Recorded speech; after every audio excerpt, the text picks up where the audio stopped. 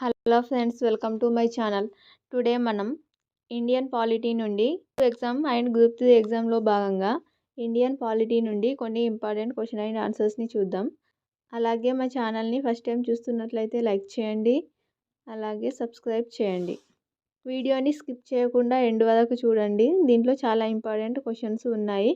ఇవి ప్రతి కాంపిటేటివ్ ఎగ్జామ్లో మీకు ఉపయోగపడతాయి. ఫస్ట్ క్వశ్చన్: భారత రాజ్యాంగంలోని ఏ షెడ్యూల్లో పార్టీ ఫిరాయింపుల చట్టం నిబంధనలు పొందుపరచబడి ఉన్నాయి? 1. 2వ షెడ్యూల్, 2. 5వ షెడ్యూల్, 3. 8వ షెడ్యూల్, 4. 10వ షెడ్యూల్. ఆన్సర్ ఆప్షన్ 4, 10వ షెడ్యూల్. అలాగే నెక్స్ట్ క్వశ్చన్: కింది వాటిలో ఏది భారత రాజ్యాంగంలోని 4వ షెడ్యూల్కు చెందినది? 1. కేంద్ర రాష్ట్రాల మధ్య అధికార పంపిణీల జాబితా, 2. భారత రాజ్యాంగంలో పొందుపరచబడిన భాషలు, 3. గిరిజన ప్రాంతాల పాలన సంబంధిత నిబంధనలు, 4. రాజ్యసభ సీట్లను రాష్ట్రాల వారీగా కేటాయింపు చేయడం. Answer option 4. షెడ్యూల్ 4లో చేర్చబడిన అంశం రాజ్యసభ సీట్లను రాష్ట్రాల వారీగా కేటాయింపు చేయడం. అలాగే నెక్స్ట్ క్వశ్చన్: భారత యూనియన్లో ఒక కొత్త రాష్ట్రాన్ని ఏర్పాటు చేసే రాజ్యాంగంలోని ఏ షెడ్యూల్ను సవరించవలసి ఉంటుంది? 1. మొదటి షెడ్యూల్, 2. రెండవ షెడ్యూల్, 3. మూడవ షెడ్యూల్, 4. 5వ షెడ్యూల్. ఆన్సర్ 1వ షెడ్యూల్, ఆప్షన్ 1. అలాగే నెక్స్ట్ క్వశ్చన్: భారత రాజ్యాంగంలో 9వ షెడ్యూల్ను ఏ సవరణ ద్వారా చేర్చారు? 1. మొదటి సవరణ, 2.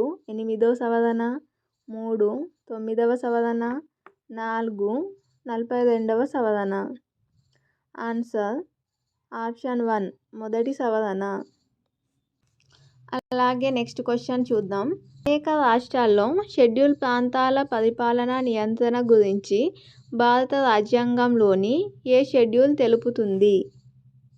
ఆప్షన్ 1 3వ షెడ్యూల్, ఆప్షన్ 2 5వ షెడ్యూల్, ఆప్షన్ 3 7వ షెడ్యూల్, ఆప్షన్ 4 9వ షెడ్యూల్. ఆన్సర్ ఆప్షన్ 2 5వ షెడ్యూల్.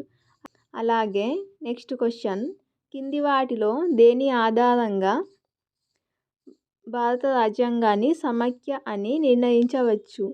1. లిఖిత దృఢ రాజ్యాంగం, 2. స్వతంత్ర న్యాయ వ్యవస్థ, 3. అవశిష్ట అధికారాలు కేంద్రానికి కల్పించారు, 4. కేంద్ర రాష్ట్రాల మధ్య అధికారాల పంపిణీ. ఆన్సర్ ఆప్షన్ 4, కేంద్ర రాష్ట్రాల మధ్య అధికార పంపిణీ ద్వారా దీనిని భారత రాజ్యాంగాన్ని సమైక్య రాజ్యాంగం అని చెప్పవచ్చు. అలాగే నెక్స్ట్: కింది వాటిలో ఏ రాజ్యాంగ సవరణ చట్టం ద్వారా భారత రాజ్యాంగంలోని 8వ షెడ్యూల్లో 4 భాషలను కలిపి మొత్తం భాషల సంఖ్యను 22కి పెంచారు? 1. 90వ సవరణ చట్టం, 2. 91వ సవరణ చట్టం, 3. 92వ సవరణ చట్టం, 4. 93వ సవరణ చట్టం. ఆన్సర్ ఆప్షన్ 3, 92వ సవరణ చట్టం. కింది వారిలో ఎవరు రాజ్యాంగ నిర్మాణ సభలో యూనియన్ రాజ్యాంగ కమిటీ చైర్మన్గా ఉన్నారు? 1. B R Ambedkar, 2. J B Kripalani, 3. Jawaharlal Nehru, 4. Alladi Krishnaswami Ayyar. Answer option 3, Jawaharlal Nehru. Next question: కింది వివరణలను పరిశీలించండి. 1. రాబర్ట్ క్లైవ్ మొదట Bengal governor general, 2. William Bentinck మొదటి భారత గవర్నర్ జనరల్. పై వివరణల్లో ఏది సరైనది? Option 1 A, option 2 B, option 3 A B, option 4 A B 2 కాదు. ఆన్సర్ ఆప్షన్ 2 బి మాత్రమే సరైనది. అలాగే నెక్స్ట్ మాంటేగ్ చెమ్స్ఫర్డ్ నివేదిక దేన్ని ఏర్పరిచినది?